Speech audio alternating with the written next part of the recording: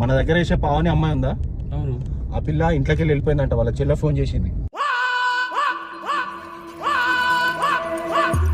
Sensitive ఉంటారు విజయ్, బయట అట్లున్నారు, లోకం అట్లుంది. ఎగ్జామ్స్ లో మార్కులు రాకపోతే ఇంట్లో ఒక మాట అంటే పోయి సూసైడ్ చేసుకొని చచ్చిపోతారు. మరి అది ఒక ప్యాషన్ అయిపోయింది ఇప్పుడు జనాలకి.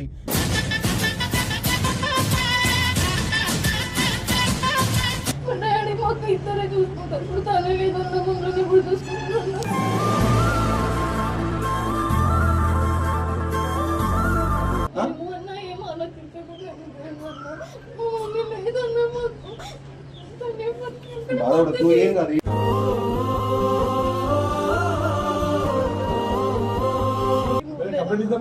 కంప్లైంట్ ఎందుకు విజయ్? ఫస్ట్ మనం చేసేది చేద్దాం. అలా ఆడపిల్ల అరే కంప్లైంట్ అంటే పెద్ద కథ ఉంటది.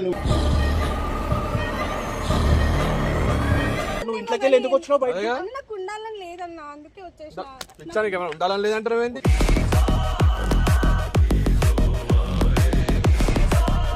నెక్స్ట్ టైం రాసి పాస్ కావాలన్నా కొంచెం కామన్ సెన్స్ లేదా నీకు? ఇప్పటికే ఆమె నరకాల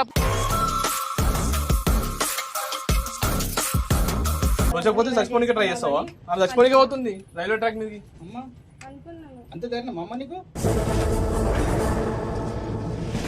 శ్యామ్ మరియు విజయ్ అనే వ్యక్తులకు తెలిసిన పావని అనే అమ్మాయి పరీక్షల్లో ఫెయిల్ అయిందనే కారణంతో ఎవరికీ చెప్పకుండా ఇంటి నుండి వెళ్లిపోతుంది.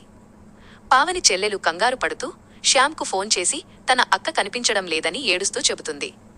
పావని పరీక్షల్లో 2 సబ్జెక్టులు తప్పడం వల్ల ఇంట్లో వాళ్లు ఏమంటారో అనే భయంతో మరియు తీవ్రమైన మనస్తాపంతో ఆత్మహత్య చేసుకోవాలనే ఆలోచనతో రైల్వే ట్రాక్ వైపు వెళ్తుంది. ఈ విషయం తెలుసుకున్న శ్యామ్ మరియు విజయ్ వెంటనే రంగంలోకి దిగి ఆమె కోసం గాలిస్తారు. వారు ఆమె ఉన్న ప్రాంతాన్ని కనిపెట్టి అక్కడికి చేరుకుని ఆమెను కలిసి ఎంతో ఓపికగా నచ్చజెబుతారు. చదువులో మార్కులు తక్కువ వచ్చినంత మాత్రాన ప్రాణాలు తీసుకోవడం సరికాదని, జీవితంలో సాధించాల్సింది ఇంకా చాలా ఉందని ఆమెకు ధైర్యం చెబుతారు.